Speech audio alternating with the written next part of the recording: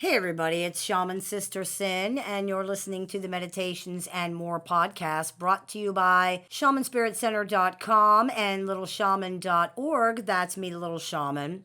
Today I wanted to talk to you about the dangers of demonizing narcissists. This is something we hear about all the time, so I thought we would address it on the show today. Now, it might seem ironic to say that we shouldn't demonize narcissists, considering that many times it's not even possible to relate how bad living with a narcissist actually is. But the reason demonizing narcissists is a bad idea has nothing to do with that. It's not about how bad they are or how bad they're not. It's about the mindset that this creates in us. Demonizing somebody is portraying or viewing them as having no positive qualities whatsoever.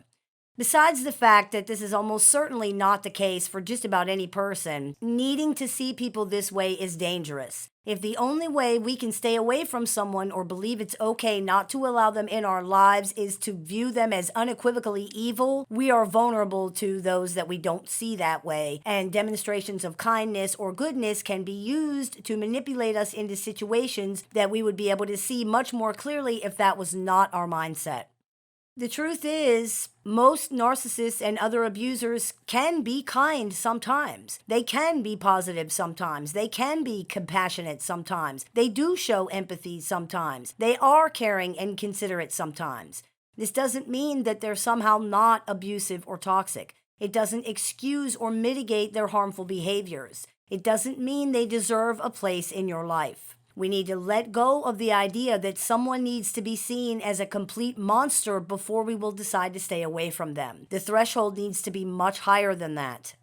When people talk about narcissists as having no good qualities whatsoever, not only are they engaging in black and white thinking, they're not really being honest. The, quote, good side of the narcissist is just as real as their, quote, bad side, for whatever that's worth. Many people have a really hard time understanding that because how can someone have two such opposite sides? One of them must be fake, right?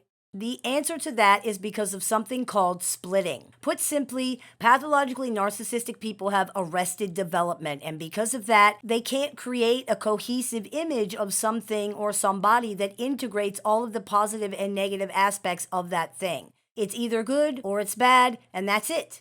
This includes themselves. This results in splitting the two aspects apart from each other because they can't resolve the contradiction. Good cannot be bad. Bad cannot be good. Therefore, their brain creates two images of the same object, one good and one bad. Once again, this includes themselves. The result is two very extreme versions of the same person, one good and one bad. They do that to themselves, they do it to other people. They do it to situations, they do it to jobs, they do that to everything. It's very easy to simply say that the, quote, good side is fake, but the truth is, the good side is just as real as the bad side. Nothing about the narcissistic person's personality is stable. So really, all sides or facets of their personality are equally fake or real, depending on how you look at that. Their identity is unstable and fractured rather than cohesive and firm. They are extreme people because of this. The bad side is just as exaggerated and overblown as the good side, and neither of these really accurately reflect who they actually are. These are extremely unbalanced people, and the different aspects of their personality reflect that. Now, of course, there are some people who just overwhelmingly display negative behaviors. There are some people who are just blatantly bad. They display bad behavior. They do cruel, horrible things to others. But even Ted Bundy, a true monster of a human being, had some good qualities. He was polite, he was intelligent, he was charming, he was funny, he was engaging, he was considerate. He even worked on a suicide prevention hotline, probably saved dozens of lives, maybe more than that. Does this mitigate the other things that he did? No, it does not. It's understandable that it's easier for people to leave the situation if they can see the narcissist or the abuser as totally bad with no good qualities. But people do themselves a disservice by doing that. They leave themselves vulnerable because if someone shows that they're not totally evil, the person might believe that there's a chance things are going to change because, hey, evil people don't have any good qualities, right? That's why this is so important to understand. Most abusers do have a good side. It might even be a genuine good side. Most abusers do have positive qualities, and these could even be sincere positive qualities. These things do not disqualify them from being abusers. These things don't mean they're not narcissists.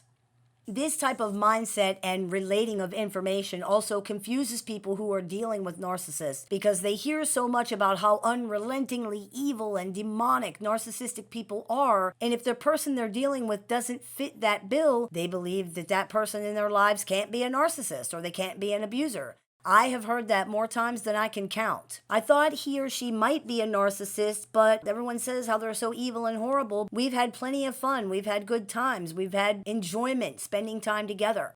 Or he or she can't be a narcissist or an abuser. They're so kind to kids or animals, or they work in the nursing home. It's a mistake to believe that extremely toxic and abusive people like narcissists are nasty and horrible all the time, or that they're incapable of sincere kindness or consideration sometimes. Not only is that usually untrue, but needing someone to demonstrate that they're just pure evil before we can decide that it's okay to leave the situation or the relationship puts us in a very vulnerable position. It's okay to acknowledge that an abuser or a narcissist has some positive qualities. Most of them do. But it's important to understand that having good qualities does not mitigate abuse. Ever. We can think of investing our time and energy similarly to how we invest our money. If we're not getting a good return, it's not a good investment. If someone is good with the children, but they're abusive to you, it's not a good relationship. If someone volunteers at a soup kitchen, but they abuse their kids, this is not a good situation. If someone makes you laugh and gives you thoughtful gifts, but they also disrespect, attack, and berate you during an argument, it's not a good relationship. Humans are complex and complicated creatures in a lot of ways, and many contradictory characteristics can live in the same person. It's important to see people as they really are, both positive and negative. If we can do that, we can be more sure that we're seeing what's really there and not just what we want to see, whether that's good or bad. Remember that you deserve better. It's not necessary for someone to be an evil monster for you to know that they shouldn't be in your life. It doesn't need to go that far or be that one-sided. Leave the black and white thinking to the narcissists. Someone can have positive attributes and still be abusive or toxic. This is really where boundaries come into play. Boundaries take the guesswork out of relationships because if someone disrespects your boundaries, the relationship goes no further. With strong boundaries, red flags become deal breakers. And remember, this is not about needing to see the narcissist as a good person. This is about making sure we understand that good qualities do not mitigate abuse, ever. I hope this clears a few things up for you. As always, I look forward to your comments, questions, and suggestions, so please keep those coming. I take appointments online, over the phone, via text, via messenger, through email, and through Skype. So if you're interested in speaking with me one-on-one, you can visit littleshaman.org and click the Book an Appointment tab to go ahead and do that. I teach workshops a few times a month, so if you're interested in seeing what we have running right now, you can visit littleshaman.org to do that as well. You've been listening to the Meditations and More podcast brought to you by littleshaman.org and shamanspiritcenter.com. That's me, Little Shaman. May the Great Spirit bless you and have a wonderful day.